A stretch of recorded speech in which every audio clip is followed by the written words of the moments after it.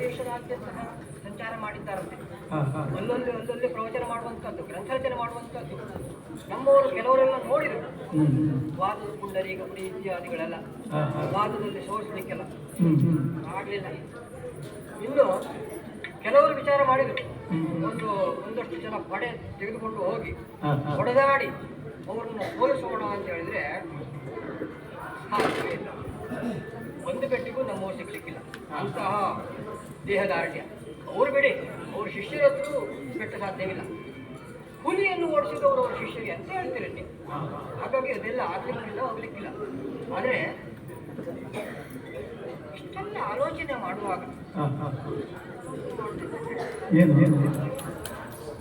ಗ್ರಂಥವನ್ನು ರಚನೆ ಮಾಡಿಕೊಂಡು ನನ್ನ ತಮ್ಮನ ಹತ್ರ ಕೊಡುವಂತ, ಆ ತಮ್ಮನಿಗೆ ಆ ಗ್ರಂಥದಲ್ಲಿರುವಂಥ ವಿಷಯ ಎಲ್ಲ ತಿಳಿದಿದೆ. ನನ್ನ ತಮ್ಮನು ಬುದ್ಧಿ ತೆಗೆ ಹಾಕಿದವ ಅಲ್ಲ, ಸ್ವಲ್ಪ ವಿಚಾರ ಮಾಡ್ತಾರೆ. ಹಾಗಾಗಿ ಆ ಗ್ರಂಥದಲ್ಲಿ ಏನಾದರೂ ಒಂದು ವಿಷಯ ಇರ್ಬೋದಾ? ಏನು ಇಲ್ಲದೆ ಈ ರೀತಿ ಆಗ್ಲಿಕ್ಕೆ ಸಾಧ್ಯವಿಲ್ಲ. ಹಾಗಾಗಿ ಮತ್ತೊಂದು ವಿಷಯ, ನಮ್ಮ ಊರಿನ ಬ್ರಾಹ್ಮಣರೆಲ್ಲ ವಿದ್ವಾಂಸರೆಲ್ಲ ಬಂದು, ಪಂಡಿತಾಚಾರ್ಯರೇ, ನೀವು ಬಿಟ್ಟರೆ ನಮಗೆ ಬೇರೆ ಗತಿಯೇ ಇಲ್ಲ, ಎಲ್ಲರನ್ನೂ ವಾದದಲ್ಲಿ ಸೋಲಿಸ್ತಾ ಬರ್ತಾ ಇದ್ದಾರೆ, ನೀವು ನಮ್ಮ ಸಿದ್ಧಾಂತದ ಒಂದು ಸೇನಾ ನಾಯಕ ಇದ್ದ ಹಾಗೆ, ಹಾಗಾಗಿ ನೀವೇ ಅವರನ್ನು ವಾದದಲ್ಲಿ ಸೋಲಿಸಬೇಕು ಅಂತ ಹೇಳಿಕೊಂಡು ಗಾಳಿ ಹಾಕಿದ್ರು. ಯಾವತ್ತೂ ಹಾಗೆ 4 ಜನ ಸೇರಿ ಗಾಳಿ ಹಾಕಿದ್ರು ಅಂತಾದ್ರೆ ಮಂಡಕ್ಕೆ ಹಾಕ್ಲಿಕ್ಕೆ ಅಂತ ಅರ್ಥ. ಅಲ್ಲ, ಒಂದ್ ಲೆಕ್ಕದಲ್ಲಿ ಕಂಡ್ರೆ ನಾನು ಬಿಟ್ಟರೆ ಬೇರೆ ಗತಿಯೂ ಇಲ್ಲ, ವಿಷಯ ಹೌದು. ಹಾಗಾಗಿ ಏನೇ ಆಗಲಿ ವಾದದಲ್ಲಿ ಅವರನ್ನು ಸೋಲಿಸಿ ಆ ಆನಂದ ತೀರ್ಥರ ಮತವನ್ನು ಮಣ್ಣು ಪಾಲು ಮಾಡಿ ಧೂಳೀಪಟ ಮಾಡಿ ಅಂತ ಒಬ್ಬರ ಆಚಾರ್ಯರು ಹುಟ್ಟೇ ಇರಲಿಲ್ಲ ಎನ್ನುವಂತಹ ರೀತಿಯಲ್ಲಿ ಮಾಡ್ತೇನೆ ಅಂತ ಹೇಳ್ಕೊಂಡು ನಮ್ಮವರಿಗೆಲ್ಲ ಆಶ್ವಾಸನೆಯನ್ನು ಕೊಟ್ಟಿದ್ದೇನೆ. ಹಾಗಾಗಿ ಯಾವುದಾದ್ರು ಒಂದು ದಿವಸ ವಾದ ಆಗುವಂತದ್ದು ನಿಶ್ಚಿತ. ಆ ವಾದ ಆಗುವುದಕ್ಕಿಂತ ಮುಂಚೆ ಅವರ ಗ್ರಂಥಗಳಲ್ಲೆಲ್ಲ ಒಂದು ಏನು ಉಂಟು ಅಂತ ಹೇಳ್ಕೊಂಡು ಒಂದು ತಿಳಿಯುವುದು ಒಳ್ಳೆಯದಲ್ವ? ಅದೊಂದು ಬಲ ನೋಡಿ. ಯಾಕಂದ್ರೆ ಅದೊಂದು ರಾಜನೀತಿ.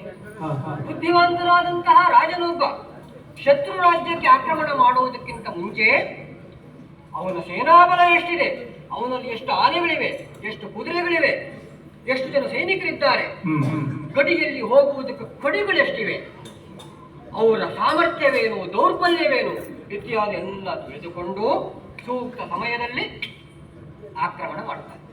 ಹೊರತು ಬುದ್ಧಿವಂತನಾದವನು ರಟ್ಟೆ ಗಟ್ಟಿ ಉಂಟಂತ ಹೇಳಿಕೊಂಡು ಸೀದಾ ಹೋಗಿ ನುಗ್ಗುವುದಿಲ್ಲ. ಅದೇ ರಾಜನೀತಿಯನ್ನು ಈ ವಾದ ಯುದ್ಧದಲ್ಲೂ ಪ್ರಯೋಗ ಮಾಡಬೇಕಂತಿದ್ದೇನೆ. ಹೇಗೂ ನಮ್ಗೆ ಹೆಚ್ಚು ಕಷ್ಟ ಇಲ್ಲ ಸ್ವಾಮಿ.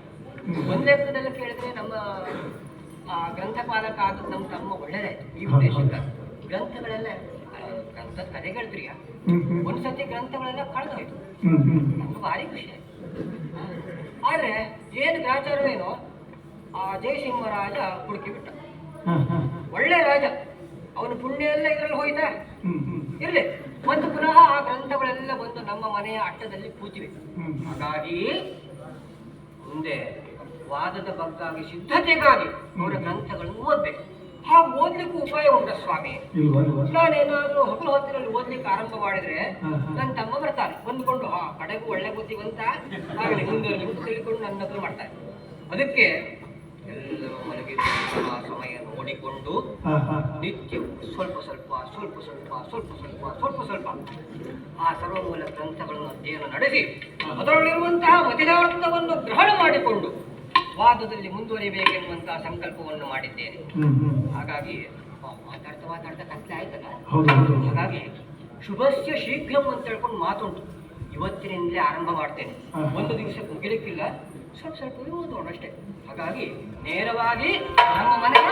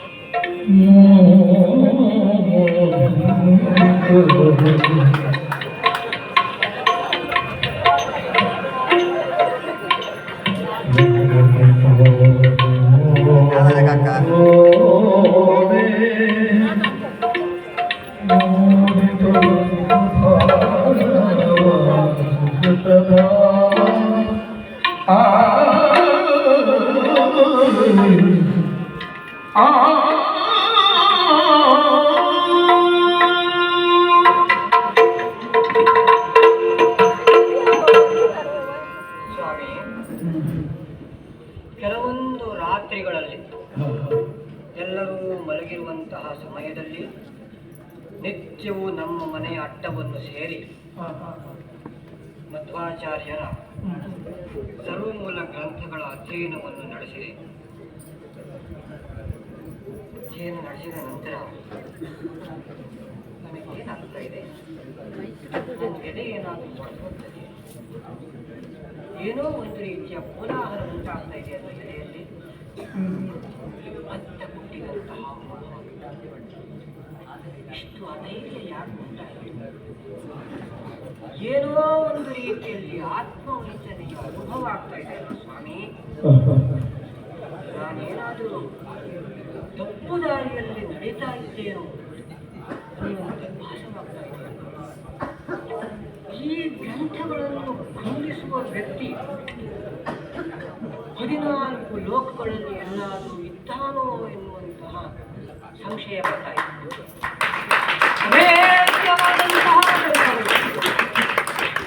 ಒಂದೊಂದು ಯುಕ್ತಿಯು ವಜ್ರದಂತೆ ಕಠಿಣ. ಅವರಿಗೆ ಯಾರೋ ಹೇಳ್ತಿದ್ರು ಆಖಣಾಶ್ಮ ಸಮ ಅಂತ ಹೇಳಿಕೊಂಡು, ಈ ಗ್ರಂಥಗಳೂ ಆಖಣಾಶ್ಮ ಸಮ.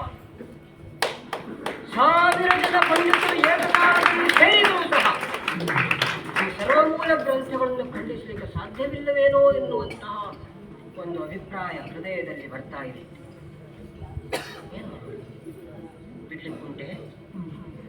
ನಮ್ಮವರಿಗೆಲ್ಲ ನಾನು ಮಾತು ಕೊಟ್ಟು ಬಂದಿದ್ದೇನೆ. ನಂಬಿದವರಿಗೆ ಕೊಟ್ಟಂತಹ ಮಾತು ದೊಡ್ಡದಲ್ವೇ ಸ್ವಾಮಿ? ನಂಬಿದವರ ಕುತ್ತಿಗೆಯನ್ನು ಹಿಸಿದಂತೆ ಆಗುವುದಿಲ್ಲವೇ? ನಾನು ಈ ಕರ್ತವ್ಯದಿಂದ ಹಿಮ್ಮೆಟ್ಟಿದೆ ಅಂತಾದರೆ ಅದರಿಂದಾಗಲಿ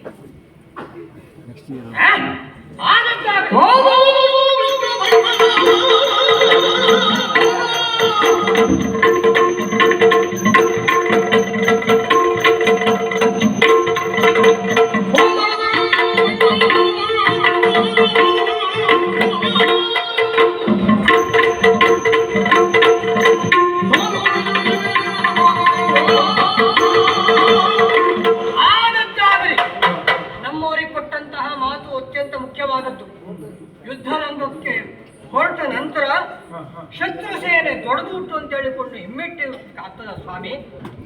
ನಾನೀಗ ಹಿಮ್ಮೆಟ್ಟಿದ್ರೆ ಹಾಗೆ ಆಗಲಿಕ್ಕಿಲ್ವೇ?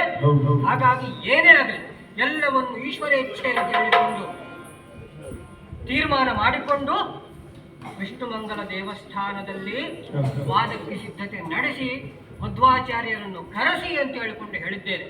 ಹಾಗಾಗಿ ಇನ್ನು ತಡ ಮಾಡುವುದಿಲ್ಲ. ಧೈರ್ಯ ಇದ್ದಂತಹ ಧೈರ್ಯ ಎಲ್ಲ ಒಟ್ಟು ಕೂಡಿಸಿಕೊಂಡು ನಮ್ಮ ಪ್ರಾಚೀನ ಗ್ರಂಥಗಳನ್ನೆಲ್ಲ ಇನ್ನೊಮ್ಮೆ ಪುನಃ ಅವಲೋಕನ ನಡೆಸಿಕೊಂಡು ಈ ಗ್ರಂಥಗಳನ್ನು ಖಂಡಿಸಿ ಅವರನ್ನು ಸೋಲಿಸಿ ಅವರ ಸಿದ್ಧಾಂತವನ್ನು ಇಲ್ಲ ಅಂತ ಅನ್ನಿಸಿ ನಮ್ಮವರಿಗೆಲ್ಲ ಒಂದು ಕ್ಷೇಮವನ್ನು ಕೊಡುವಂತಹ ಪ್ರಯತ್ನದಲ್ಲಿ ಮುಂದುವರಿಯುತ್ತೇವೆ.